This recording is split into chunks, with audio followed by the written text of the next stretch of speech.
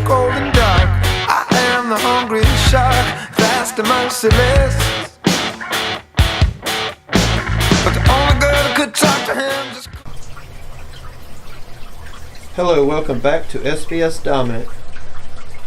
This is part 2 of my reef update. I forgot to mention a few things about my alkalinity and the salt mix that I use. My alkalinity is at 8.3. I keep it at 8.3 with relativity to my pH. I like 8.3, just seems to be the sweet spot with this tank and also my other reef systems. Now I carbon dose with this tank with biopellets, and I also use the probiotic reef salt from aquifers. Running a lower alkalinity when you carbon dose prevents you from more or less burning the tips of your SPS, and I found that my LPS doesn't do as well with the high alkalinity. They actually start declining with high alkalinity. This being said, what it would do is I would keep high nitrate more or less when my alk was high, and my phosphates would be low, almost zero if not zero. And I would have to dose extra bacteria and everything else trying to balance these two to get down the nitrate. Well, the nitrate wouldn't go down because there's no phosphate in the water. So I lowered my alkalinity, and I no longer run kalkwasser as well because it would help strip some of the phosphates as well. It's a theory, it's not proven. Zeovit came out with a new Coral Snow Plus, and it is a calcium based product and probably mixed with Biomate is what some are maybe theorizing, but it helps lower phosphates, but we know it's a calcium product. So anyways, I run 8.3 because it balances my system. If I run high alkalinity, my nutrients go out of whack, and there's nothing that I can do to help maintain these two deals. You have to have your nitrate. It's like 16 to 1 nitrate to phosphates is what you're supposed to keep in your tank. Not many people are able to do so, but in most ultra low nutrient systems it's very quite possible. It will never be low as the ocean, but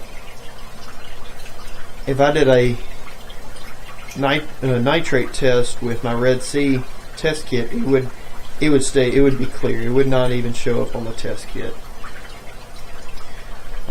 I normally try to keep it around 5, but the system is working so good it's undetectable. My phosphates with the but the Hannah checker is 0.02.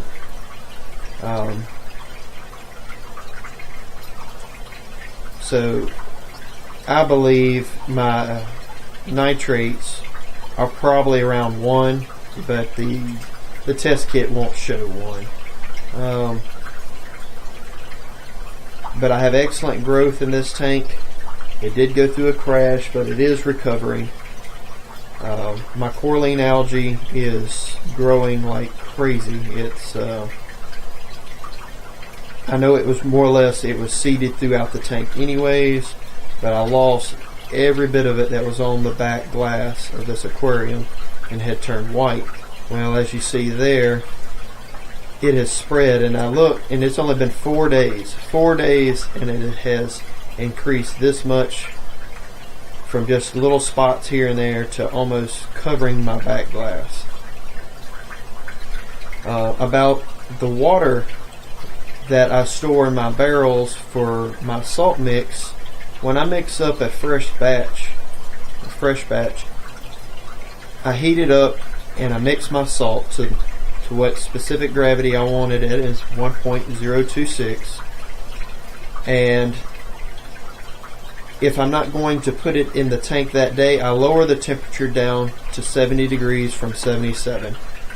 The water seems to stay better. It doesn't precipitate out. I don't know if you've ever noticed the brown loam that's in your barrel. That's iron, and I'm sure other trace elements, and you lose those things with a higher temperature. So if you keep your water that you save throughout the month in a, say, a 50, 44 gallon fruit trash can, and keep the lid on it to prevent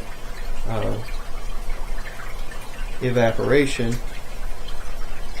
it's best to keep the temperature low until the time you want to use the salt mix, the fresh salt mix water. Raise it back up to temperature and then do your water change. Really meant to have this in the first video, but I like shorter videos anyways. At least in my opinion, I prefer to watch a shorter video, but I wanted to share these few things. A lot of people try to keep their alkalinity high because they think it's going to raise their pH closer to 8.3, and that's more or less the wrong way of raising your pH. You just want to keep the room oxygenated,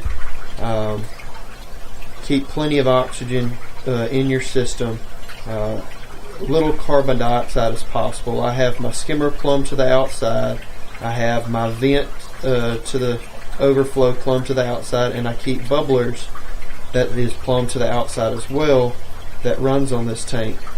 They cut off when the temperature gets too low, and they cut off when the temperature gets too hot for the summertime. It keeps my pH above 8.0.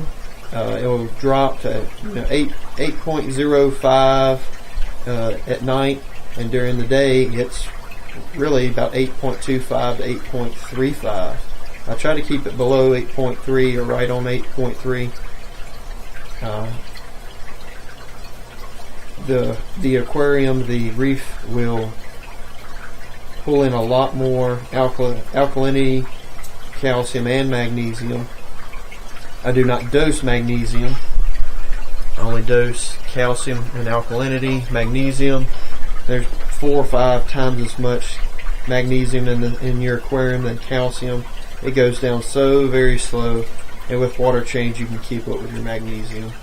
You could dose trace elements with your third option on your doser, and that's what I do, is trace elements. Zeovit, they have a color program, 1 through 4, kind of like Red Sea. I think it's a little bit easier than Red Sea. But I'd like to share this all with you, and thank you for watching. Like, subscribe, comment. Thanks.